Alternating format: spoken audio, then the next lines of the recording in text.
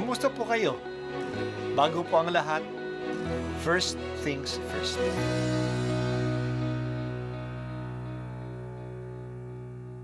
Good morning po. Sinisimulan po natin ngayon ang first things first. At dito po, tinatalakay natin sa unang bahagi ng umaga natin ay ang first readings na binabasa po sa banal na misa. Ito pong tinatalakay natin kasi madalas po kasi marami na tayong alam tungkol sa gospel readings. Pero konti po ang nagsasalita sa first readings.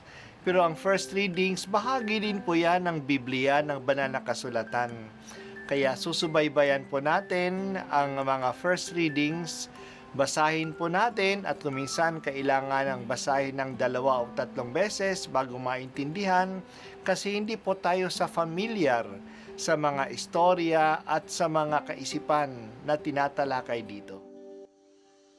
Ang pagbasa mula sa unang aklat ng Makabeyo. Noong mga araw na iyon, ang mga kanang kamay ng hari na inatasang pilitin ang mga taong sumamba sa mga Diyos-Diyosan ay nagtungo sa lungsod ng Modin upang utusan ang mga taga-roon na maghandog sa mga dambanang pagano. Maraming Israelita ang lumapit at nagtipon-tipon sa paligid nila. Naroon din si Matatias at ang 5 niyang anak. Nilapitan si Matatias ng mga kinatawan ng hari at sinabi, "Ikaw ay pinunong iginagalang dito at sinusunod ng iyong mga kaanak. Manguna ka sa pagtupad sa utos ng hari gaya ng ginawa ng mga Hentil at ibang mga taga-Hudeya at Jerusalem. Gawin mo lamang ito at tiyak na mapapamahal ka sa hari, pati ng iyong mga anak, at gagantimpalaan kanya ng pilak, ginto at iba pang kaloob." Ngunit malakas na sumagot si Matatias, "Kahit lahat ng Hentil ay sumunod sa hari, at dahil dito'y nilabag nila ang relihiyong ipinamana ng kanilang mga ninuno, kami ng aking sambahayan at kamag-anakan ay tutupad pa rin sa tipang ibinigay sa aming mga ninuno. Huwag namang ipahintulot ng Diyos na sumuway kami sa kanyang utos. Hindi kami susunod sa gayong ipinagagawa ng hari at lalo namang hindi kami magtataksil sa aming relihiyon kailanman." Katatapos pa lamang na magsalita ni Matatias ng isang kapwa Hudyo ang kitang-kitang lumapit sa dambanang nasa Modin at naghandog bilang pagsunod sa utos ng hari. Nang makita ito ni Matatias, nag-alab siya sa puot. Nilapitan niya ito at pinatay sa harap ng dambana. Pinatay rin niya ang sugo ng haring pumipilit sa mga tao na maghandog sa dambanang pagano. Pagkatapos, sinira niya ang dambana. Sa ganitong paraan, ipinakita niya ang kaniyang pagmamalasakit sa kautusan, gaya ng ginawa ni Fines nang patayin nito si Zimri na anak ni Salu. Matapos gawin ito, nilibot ni Matatias ang buong lungsod na ganito ang isinisigaw, "Sino mang tapat sa tipan ng Diyos at tumutupad sa kanyang mga utos, sumunod sa akin." Pagkatapos nito, siya at ang kaniyang mga anak ay namundok. Iniwanan nila ang lahat ng kanilang ari-arian sa lungsod.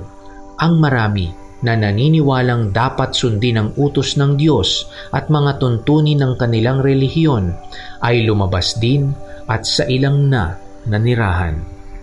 Ang salita ng Diyos. Salamat sa Diyos. Narinig natin sa mga nakarang araw ang matinding pasakit sa mga tapat na Hudyo. Marami sa kanila ay namatay. Hindi nagtagal, nagkaroon ng panghihimagsik na nangyari sa Israel. Sumiklab ito sa maliit na lungsod ng Modin. Dumating doon ang kawani ng hari upang pilitin ang mga tao na sumamba sa mga Diyos ng mga Grego. Nagdadala sila ng dambana at pinipilit ang mga tao na mag-alay ng insenso sa Diyos-Diyosan ng mga Grego. Kinausap nila si Matatias na manguna sa pag-aalay na ito kasi kilala siyang leader ng mga taga-roon. Pinangakuan pa ang kanyang pamilya ng kayamanan at ng posisyon sa kaharian ni Haring Antioco. Nanindigan si Matatias na hindi niya gagawin ito. Habang nagsasalita pa lang siya, may isang Hudyo na pumunta sa dambana na magsisindi ng insenso. Sa galit ni Matatias, pinatay niya ang taong ito at ang mga tauhan ng hari at sinira ang dambana. Nananawagan siya sa mga tao na kung sino ang ibig na sumunod sa kanya at magrebelde, ay magre-rebelde sila sa hari. Namundok siya kasama ng 5 niyang mga anak na lalaki at ng mga tao na tapat sa Diyos. Noon nagsimula ang Hasmonean Revolt. Noong mamatay si Matatias, ang nanguna sa himagsikan ay si Judas na kilala na Maccabeus.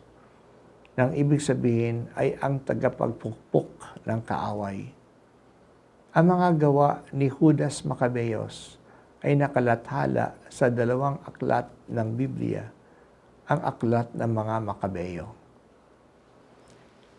Ang pagpupumilit ng mga haring Seleucid, lalo na ni Haring Antioco Epiphanes, na matupad ang Hellenization, ang pagpilit sa lahat na sumunod sa mga kaugalian at relihiyon ng mga Greeks, mayroong 3 reaksyon ang mga Hudyo.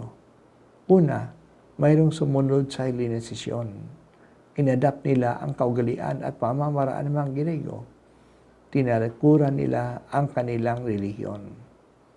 Ang isang reaksyon ng marami ay ang hindi pagsunod at sa gayon sila ay nagdusa at ang iba pa ay naging martir. Ang pangatlong reaksyon ay mamundok at makipaglaban. Yan ang ginawa ng mga Makabeyo. May mga sitwasyon na kailangan magdusa at magtiis, pero may mga sitwasyon din na kailangan makipaglaban. Nangyari din yan sa ating lipunan ngayon. Sa mga pang-aabuso, may mga sumasang-ayon at nagko-cooperate pa sa nang-aabuso. May mga nagtitiis na lang at mayroon na ring nakikipagbaka. Kaya huwag nating tingnan ng masama ang pakikipagbaka. Ang ating kalayaan at kasaninlan ngayon ay bunga ng mga ninuno natin na nakipagbaka. Lumaban sila. Napipigilan din ang pang-aabuso hanggang ngayon kasi may mga taong naninindigan at nakikipagbaka. Panginoong Diyos, bigyan mo kami ng tapang na kailangan namin upang labanan ang kasamaan at pang-aapi. Huwag sana naman naming hayaan na magwagi ang kasamaan sa aming kapabayaan.